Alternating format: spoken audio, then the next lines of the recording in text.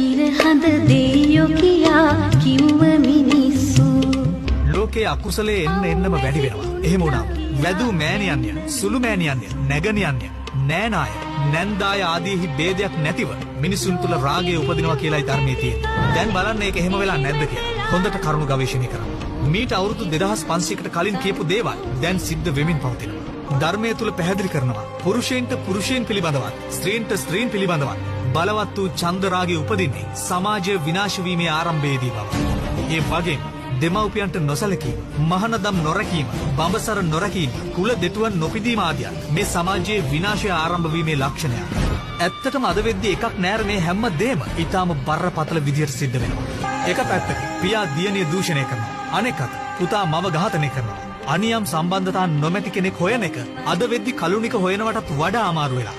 අපි අද නිවැරදි වෙමු. හොඳම දවස අදයි. ඒ වගේම ප්‍රාණඝාතී ආදී දස අකුසල් වර්ධනය වෙනවා. කුසලයේ කියන වචනය පවා අතුරුදන් වෙනවා. ඒ වගේම ධර්මයේ තුල සඳහන් වෙනවා මේ කාලයේදී මව මැරු, පියා මැරු, මහාන බමුණන් මැරු අයව සමාජයේ විසින් පුදනු ලබනවා කියලා. ඒ වගේම සමාජ ආචාර ධර්ම අමුවේ බිඳ දමනවා. ඔවුනොවුන් කෙරෙහි කෝපයෙන් කල් ගෙවනවා. ආයුධ වලින් ඔවුනොවුන් කොටා ගනු ලබනවා. මේ සියලු දේ ආරම්භී අවසන් නෙවෙයි. ඔබ හොඳින් කල්පනා කරන්න. අද ගීතයක රූප රාමුවක් බැලුවා. ඔවුන්ට අම්මා අප්පා හෝ සහෝදර සහෝදරියන් නැතිද කියලා අපිට මුලින්ම හිතෙන්නේ. මේ විප්‍රකාර සමාජය නිර්මාණය වෙන්නේ යුගයක විනාශයේ ආරම්භයටමයි. සියලු දෙනා අන්ධ වී ඇති යුගයක්. නිර්වත් වීම විලාසිතාවක් කරගන්න තරමටම අඥාන සමාජයක්.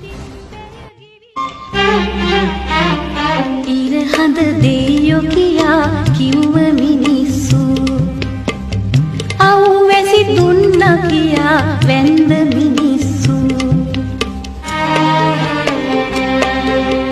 ලෝකෙ දියුණු නැති කාලේ එහෙම කළාලු ඒත් නනේ සන්තෝෂෙන් කල් ගෙව්වාලු